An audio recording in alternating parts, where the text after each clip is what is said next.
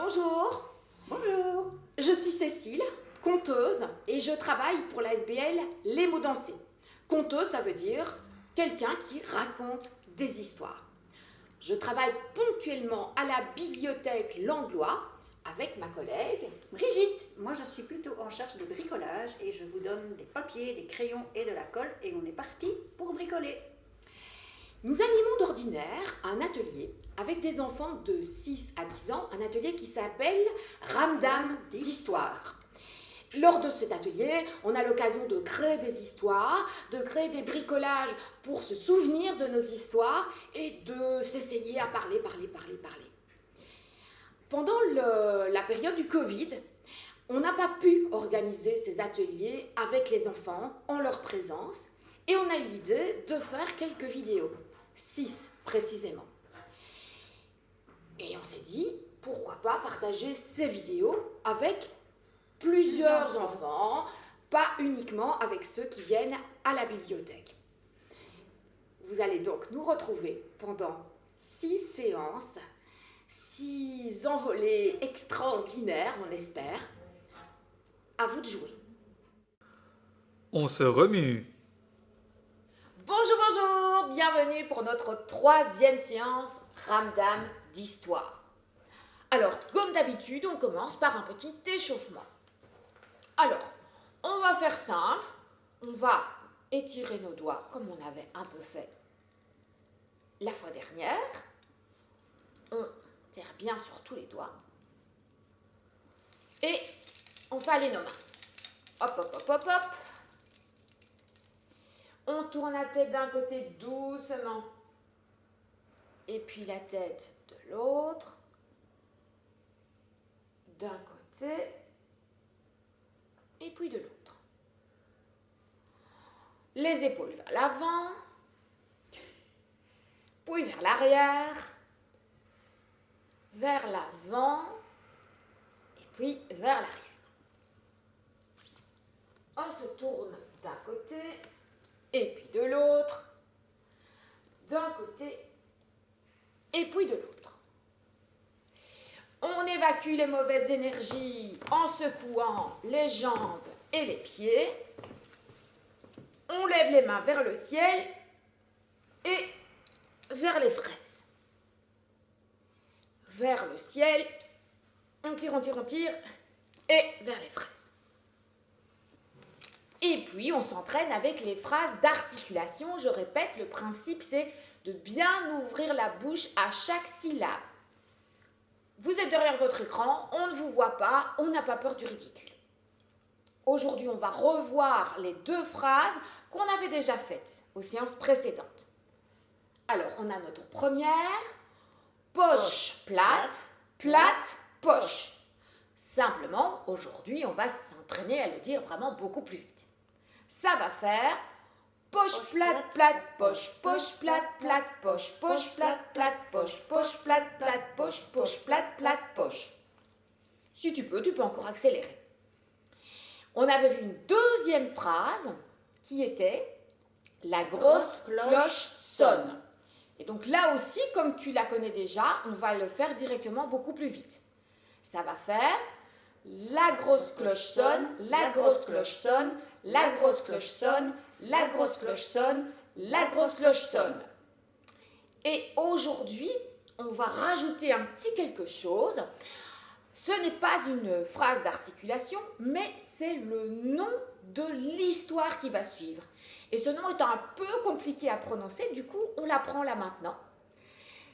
Ça va faire le cha-cha-ta-toutou.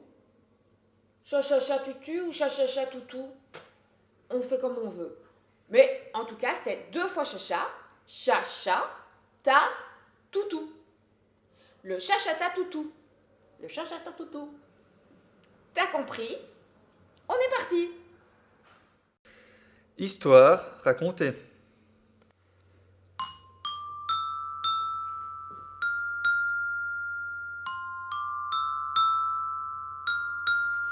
Histoire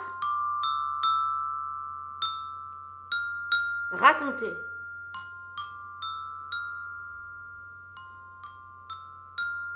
On se frotte les oreilles On se frotte le nez. On cligne des yeux. On fait de la gymnastique avec sa bouche. On est prêt pour l'histoire.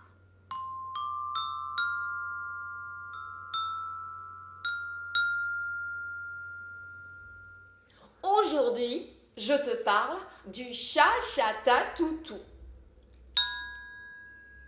Le Chachatoutou, c'est un oiseau qui vit au Tibet. C'est le plus petit oiseau du monde, mais c'est aussi le plus laid. Il a plein de plumes dans son cou qui sont toutes ébouriffées. Un jour, une madame Chachatoutou construit son nid dans des herbes. Et elle y pond 3 œufs. La dame Chachatoutou a envie de protéger ses enfants, mais elle doit aussi aller chercher à manger.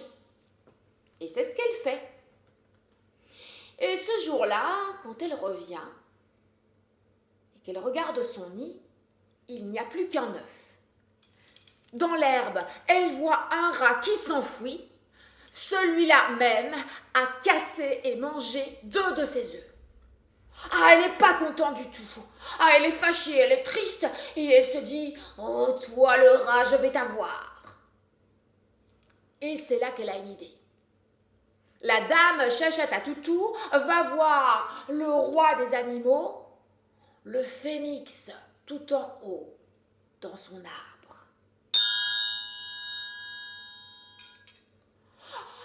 Phénix, le rat, il a cassé et mangé 2 de mes œufs.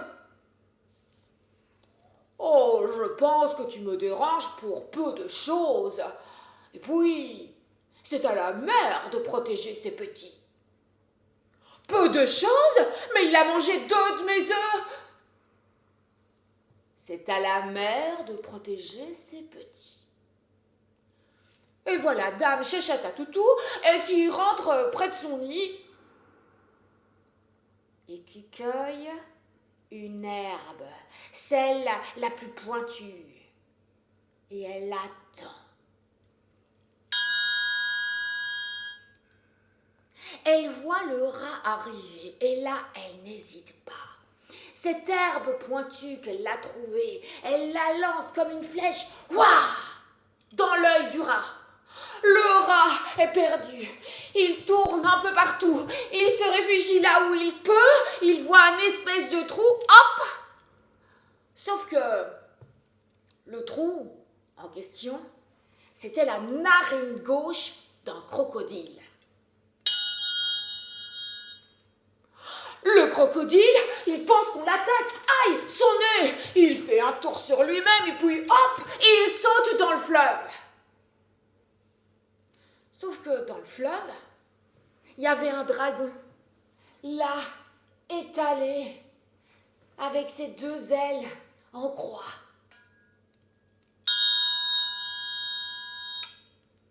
Le dragon, quand il sent quelque chose lui tomber dessus, mais lui aussi pense qu'on l'attaque. Alors il s'envole dans les airs grâce à ses ailes, il tourne sur lui-même encore et avec sa queue de dragon, sans le faire exprès, il casse l'œuf du nid du phénix.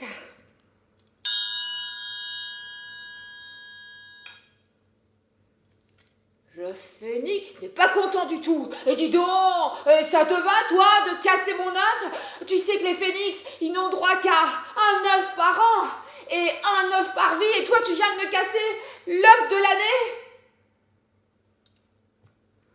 C'est pas ma faute, qui dit le dragon. T'as qu'à demander au crocodile. Moi, j'étais là, couché dans l'eau, avec mes ailes en croix, et puis le crocodile, pouf, il m'est tombé dessus. Alors moi, j'ai pensé que j'étais attaquée, et j'ai volé dans les airs, et puis sans faire exprès, avec ma queue de dragon, j'ai cassé ton œuf. Donc, c'est la faute au crocodile.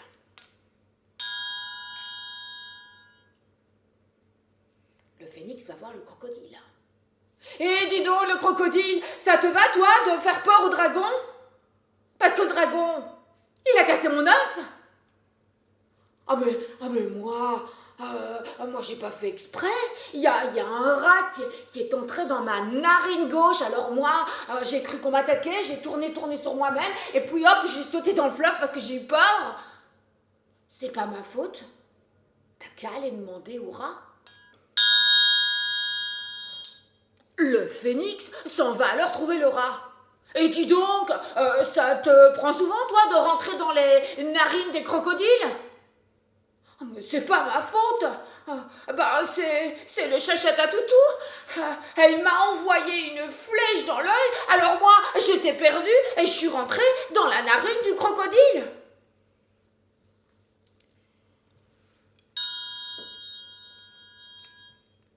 Le phénix s'en va alors trouver le chachata toutou. Dis donc, chachata toutou, tu as lancé une flèche dans l'œil du rat. Le rat, eh bien, il s'est engouffré dans la narine du crocodile. Le crocodile, il a sauté sur le dragon dans le fleuve. Et le dragon, il a cassé mon œuf. C'est de ta faute si mon œuf est cassé. Oh, je trouve que tu me déranges pour bien peu de choses. Et puis, c'est à la mère de protéger ses petits. Quand on ne règle pas les petites choses, elles peuvent avoir de graves conséquences. Le phénix a regardé longtemps le chachata toutou. Il est parti sans rien dire dans son nid de phénix. À ne pas régler les petites choses. Les conséquences sont parfois graves. Bricolage. Voilà, nous allons commencer maintenant notre troisième bricolage, un château fort. Pour cela, il va te falloir 3 murs de briques que tu auras dans ton panier de fourniture, de la colle, une paire de ciseaux, un pic à brochette, une languette de papier, du papier collant et une image de porte. Voilà, pour réaliser ce château, tu vas donc recevoir 3 murs de briques que tu vas découper en credo. Je t'ai fait des petits dessins. Et là où apparaît un petit dessin, chaque fois, tu vas devoir le découper. Je te montre.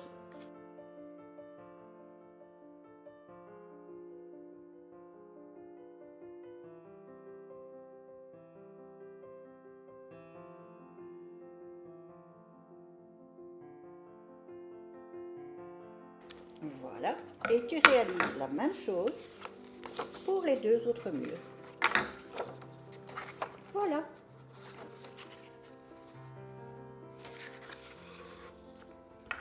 Quand on aura mis tous les déchets à la poubelle, on va faire des petits cylindres avec chaque tour. On met de la colle.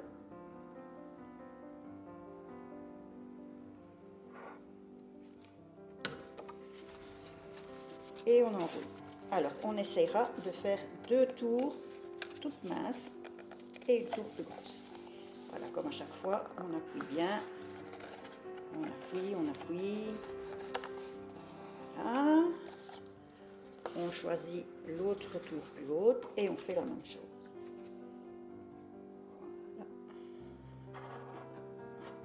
Voilà. Là. On refait un deuxième cylindre.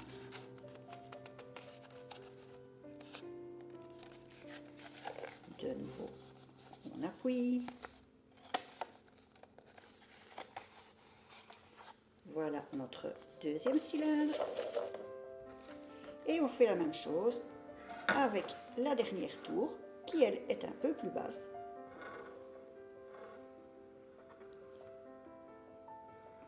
Voilà.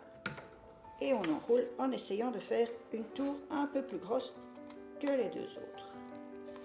Et de nouveau, on appuie bien pour que ça tienne.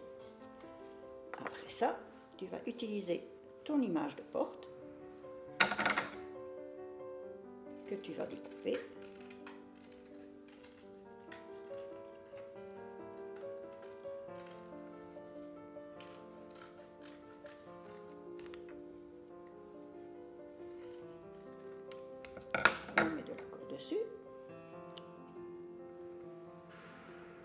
Et là, de nouveau, on vient coller au centre de la plus grosse des tours. Voilà. Et ensuite, nous allons assembler les tours ensemble. Alors, pour être sûr que ça colle correctement, on va mettre de la colle des deux côtés. Voilà.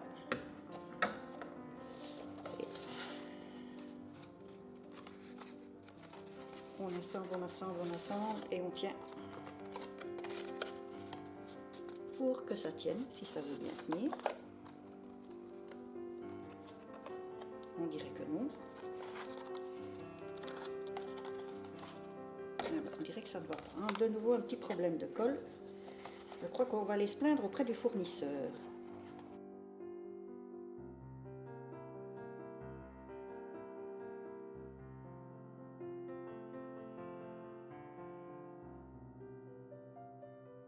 Et voilà notre château fort. On va maintenant réaliser le mât. Pour ça, tu vas couper une languette de papier, venir l'enrouler autour de ton pic à brochette.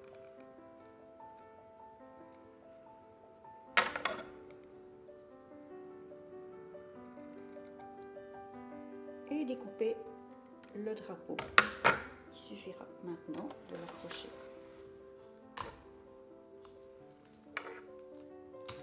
avec un morceau de papier collant à l'arrière d'une des tours, celle que tu préfères. Voilà, moi je vais la garder là au milieu. Ah non, je vais la mettre là, tiens. Voilà. Ah zut. Il faudra de nouveau recoller.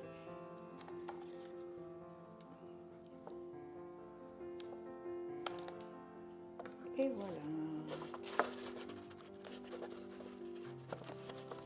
Voilà, notre château fort est à présent terminé. Je le mets dans ce sens-là. Voilà.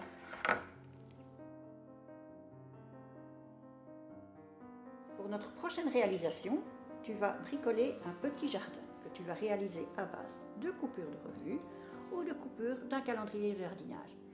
Alors, tu auras également besoin d'un crayon à dessin, d'un crayon de couleur pour colorier le tronc de ton arbre, de la colle, des ciseaux, un papier avec une silhouette d'arbre, une feuille blanche, une revue, ou alors les quelques feuilles, les quelques dessins que tu auras choisi de découper dans ton calendrier. Je te ferai des photocopies qui seront installées dans ton sac. Voilà, tu vas prendre la silhouette de ton arbre et la poser sur la feuille blanche. Ce qui va te permettre de dessiner un arbre pour pouvoir savoir comment tu vas le garnir après avec tes coupures de revue ou soit dans le petit calendrier que tu as reçu dans ton sac. Voilà, tu vois, c'est pas compliqué, tu y vas tout doucement. Voilà, tu vois, en fait, ça te sert juste de point de repère pour savoir où tu vas coller tes images. Voilà, quand tu as terminé le tour, tu dessines la limite entre le feuillage et le tronc pour pouvoir colorier le tronc après. Tu enlèves ta feuille et avec un crayon de couleur, tu colories le tronc. Tu peux colorier en faisant tous des petits ronds pour imiter l'écorce de l'arbre. Tu vois là, c'est pas vraiment compliqué. On colorie, on colorie.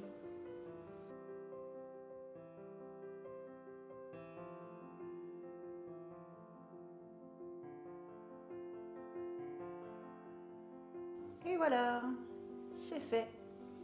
Maintenant, tu vas choisir les papiers dans lesquels tu vas découper les morceaux pour garnir ton arbre. Tu peux coller tes morceaux de papier en dépassant, parce que de toute façon, ça ne va pas se voir une fois qu'on aura mis le cache. Ici, tu peux alterner des images et du texte pour ne pas que ça fasse trop chargé. Mais tu fais absolument tout ce que tu veux, il n'y a aucune consigne, il n'y a aucune contrainte, tu décores comme tu en as envie.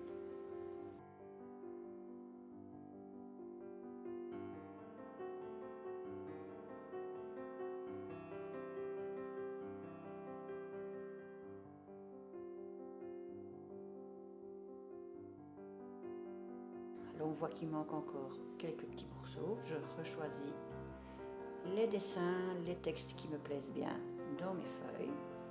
Et on va reboucher tous les petits trous.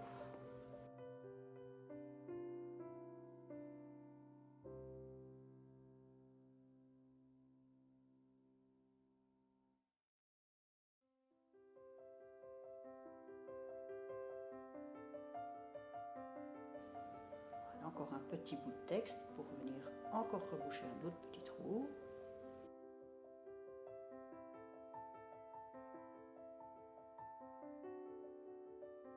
Et ici, on va choisir un petit chat qui va venir compléter notre décor.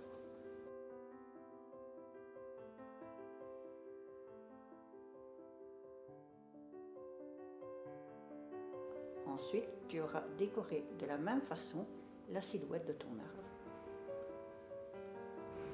que tu vas venir positionner par-dessus. Voilà, j'ai vu qu'il y avait un petit trou et je recoupe un autre morceau pour cacher le petit trou.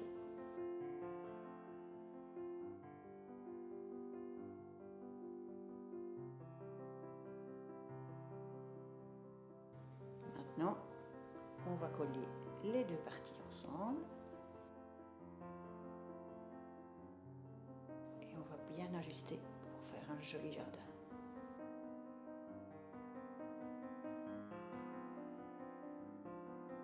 On rectifie un petit peu aussi, il manque de couleur sur le tronc. Ça, ce sera à toi de voir si c'est convenablement colorié. Et voilà, c'est terminé. Tu peux aussi mettre, si tu veux, faire des petits dessins ou coller d'autres images autour, mais ça, c'est comme tu veux. Voilà, notre décor est terminé. Voilà, maintenant que tu as réalisé ton château et ton jardin, tu vas pouvoir inventer de belles histoires qui se passent soit dans un château, soit dans un jardin, soit dans les deux avec les autres bricolages que tu as réalisés aux précédentes séances. Allez, amuse-toi bien!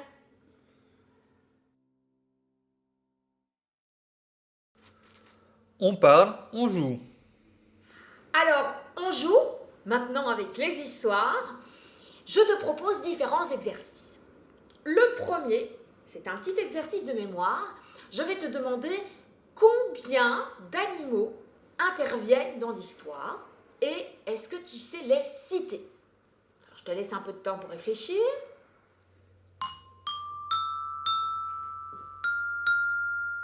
Voilà. Donc, il y avait 5 animaux. Et si tu arrives à les citer, tu arrives à reconstituer l'histoire. Le chat-chat-toutou qui rencontre le rat qui rencontre le crocodile qui rencontre le dragon qui rencontre le phénix. Une fois que tu as ça, tu peux t'entraîner, tu peux essayer de raconter cette histoire. Alors encore une fois, cette histoire, tu peux la raconter à ton papa, ta maman, tes frères et sœurs, et pourquoi pas à l'école, si tu arrives à bien t'en souvenir. Je te laisse un peu de temps pour t'entraîner à raconter l'histoire.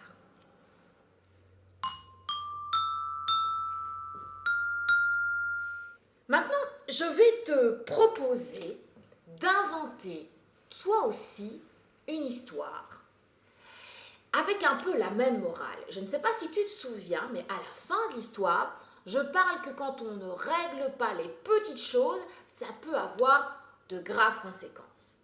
Et tu as vu dans l'histoire, les choses s'enchaînent. Alors, je te donne un exemple de choses qui peuvent s'enchaîner. Hier, le patron de ta maman a été d'une humeur exécrable. Et donc, du coup, ta maman a passé une très mauvaise journée. À 4 heures, elle n'avait pas envie de faire les courses. Du coup, le lendemain matin, petit déjeuner, il n'y avait plus de pain pour toi. et tu n'as pas déjeuné. Du coup, tu étais fatigué. Du coup, tu t'es endormi sur les bancs d'école. L'institutrice t'a réveillé en disant « Dis donc, on dort pas à l'école !» Et toi, tu vas dire « C'est la faute de maman, elle n'avait pas ramené du pain à la maison et j'ai pas pu déjeuner. » Et maman va dire « Mais c'est la faute de mon patron, il était de méchante humeur et j'avais passé une mauvaise journée, du coup, j'ai pas eu le courage de faire les courses. » Une histoire, un exemple d'histoire qui fait qu'il y a toute une série d'enchaînements. Ça peut se passer à l'école, par exemple, une petite dispute qui prend des proportions énormes. Et donc, à la place d'animaux, c'est tes copains, tes copines qui prennent le rôle. Donc, essayez d'inventer une histoire où il y a plusieurs protagonistes. Les protagonistes, c'est les gens qui interviennent dans l'histoire. Ici, c'est les animaux, mais ça peut être des petites filles, des petits garçons. Et où ça devient compliqué, que ça vient d'un petit flocon de neige, ça devient une énorme boule. J'espère que tu me comprends là derrière ton écran, sinon tu peux toujours demander à un adulte de t'expliquer encore. Je te souhaite de bien t'amuser en inventant ces histoires.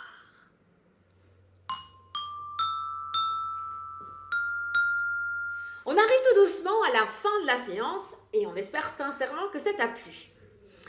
Si tu as envie de nous faire parvenir tes réalisations, qu'elles soient en bricolage ou en racontage d'histoire, tu peux les envoyer à l'adresse suivante ramdam.langlois@gmail.com. Et si ça t'intéresse de participer à cet atelier Ramdam d'histoire, en vrai, en présentiel, avec toi et nous dans le même local, tu peux aussi t'adresser À la même adresse, ramdam.langlois@gmail.com. Attention, cet atelier, je le répète, est destiné aux enfants de 6 à 10 ans et il est important d'être déjà en première primaire pour commencer cet atelier. Et bienvenue!